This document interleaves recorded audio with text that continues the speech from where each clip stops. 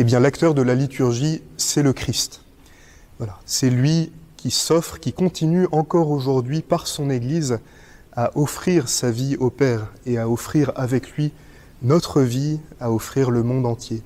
La lettre aux Hébreux est très éclairante en nous disant que dans notre foi chrétienne, il n'y a qu'un seul prêtre en vérité, c'est le Christ. Et il n'y a qu'une seule offrande, c'est la vie du Christ. Alors, on a pris l'habitude dans la théologie de parler de deux sacerdoces, de deux manières en quelque sorte d'être prêtre. Il y a d'abord le sacerdoce des baptisés. Chaque baptisé, on le dit au moment de l'onction du Saint-Crème sur le front, chaque baptisé participe à la dignité du Christ prêtre. Chaque baptisé est prêtre à sa manière. Qu'est-ce que c'est qu'être prêtre ? Eh bien, c'est avoir la capacité d'offrir le sacrifice à Dieu, d'offrir, de présenter une offrande. Et l'offrande que nous présentons comme baptisés, c'est notre propre vie, unie à celle du Christ. C'est ce que nous disons dans la prière eucharistique, que l'Esprit Saint fasse de nous une éternelle offrande à ta gloire. Donc c'est d'abord par notre baptême que nous exerçons ce sacerdoce, que nous participons à l'offrande du Christ en offrant notre propre vie. Et puis dans l'Église, depuis le commencement de l'Église, le Seigneur Jésus va choisir des apôtres qui reçoivent un sacerdoce ministériel. Ils sont ministres du Christ, c'est-à-dire qu'ils sont envoyés auprès de la communauté, au milieu de la communauté, pour représenter le Christ dans la liturgie, pour poser les actes du Christ sauveur. Et donc c'est ce que le prêtre fait chaque fois qu'il célèbre le sacrement de l'Eucharistie, en prêtant sa voix, en prêtant sa personne à la personne du Christ qui, au milieu de l'assemblée, redit « Ceci est mon corps, ceci est mon sang ». Le sacerdoce ministériel, le sacerdoce des prêtres, des évêques, est au service du sacerdoce des baptisés, de l'offrande que les baptisés doivent faire de leur propre vie en portant avec eux le monde entier.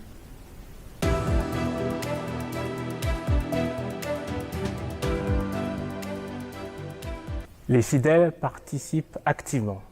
Et le Concile Vatican II a bien mis cela en lumière et l'a même précisé parce que il peut y avoir différentes interprétations, comme si la participation était uniquement le fait de beaucoup bouger, ou au contraire, c'est parce qu'on serait immobile qu'il n'y aurait pas de participation active.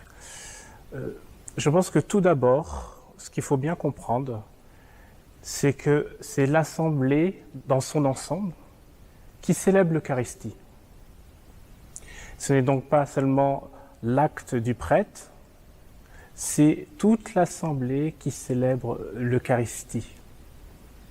Et cette participation active du coup des fidèles, elle découle même de la grâce du baptême et ne se définit pas d'abord à travers des choses à réaliser.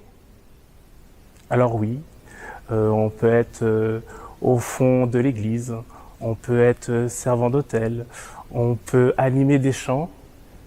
Ce sont des formes variées qui manifestent la participation active de par la grâce du baptême, de par la grâce que nous avons reçue de reconnaître et de croire que Jésus est mort et ressuscité pour nous. Eh bien oui, cela est une participation active. La participation active n'est pas tant du registre du faire, mais de l'être. Évidemment, il y a différentes fonctions dans la liturgie, en fonction des personnes, ministres ordonnés, laïcs, mais chacun, nous participons activement à la célébration, au sacrifice du Christ. Lorsque quelqu'un proclame la parole de Dieu, le fait d'écouter la parole de Dieu, c'est une participation active, véritablement à ce que Dieu me dit. Lorsque quelqu'un lit une prière universelle, eh bien, la personne qui écoute, dans l'écoute, il y a une participation active. À chaque fois, nous sommes tous concernés dans tous les actes de la liturgie. À titre personnel, cela a été une grande souffrance pour moi de célébrer la messe seule pendant le confinement. Alors, évidemment, j'ai célébré la messe en union avec vous, vous qui étiez chez vous, à domicile, en union aussi avec les intentions de prière qu'on me confiait, en particulier les personnes défuntes et les personnes malades. Mais célébrer avec le peuple de Dieu, cela actualise justement le fait que c'est l'assemblée tout entière avec le prêtre qui célèbre l'Eucharistie.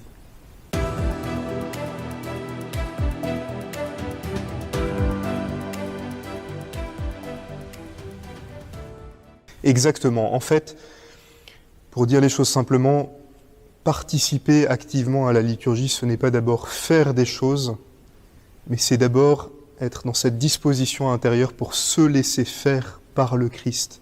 C'est lui qui agit dans la liturgie, c'est lui qui nous sauve, c'est lui qui nous donne son corps et son sang, c'est lui qui nous parle par sa parole.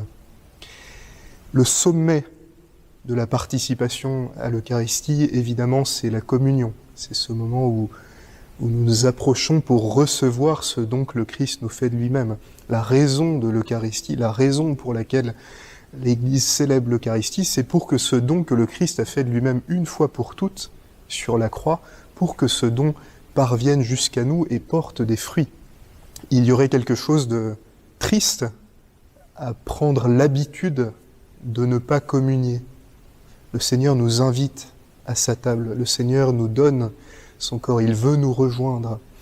De la même manière, il y aurait quelque chose de triste à avoir une sorte d'habitude routinière de la communion qui fait que on finit par s'approcher sans plus avoir aucune conscience de ce que nous vivons. Au fond, la participation active, consciente, pleine, fructueuse, comme l'exprime le Concile, elle vise à ça, qu'à chaque fois que nous venions à la messe, nous puissions entrer de tout notre cœur dans ce mystère que nous célébrons, qui nous concerne à la première personne. C'est moi que le Christ vient rejoindre, c'est moi que le Christ veut sauver, c'est moi auquel le Christ adresse sa parole, c'est moi que le Christ veut nourrir de son Eucharistie. Je suis concerné. Chaque fois que je viens à la messe, le Christ veut me rejoindre. Et de mon côté, eh bien, cela suppose que je sois cette demeure accueillante pour recevoir le Christ. La meilleure manière de participer à l'Eucharistie, c'est d'être dans cette disposition intérieure pour recevoir ce que le Christ veut nous donner. J'ajouterai à cela que ce qui est en jeu dans l'Eucharistie, c'est aussi mon lien à l'Église. Comment est-ce que je prends ma place? Comment est-ce que je tiens ma place? Je tiens cette mission que le Seigneur m'a donnée, j'accomplis ma vocation au cœur de l'Église, au cœur de l'Assemblée eucharistique. L'Eucharistie est appelée par excellence le sacrement de la charité, parce que c'est lui qui construit l'unité de l'Église. C'est par l'Eucharistie que le Seigneur répand sa vie dans son corps tout entier qui est l'Église. C'est par l'Eucharistie que le Seigneur fait grandir en nous la charité.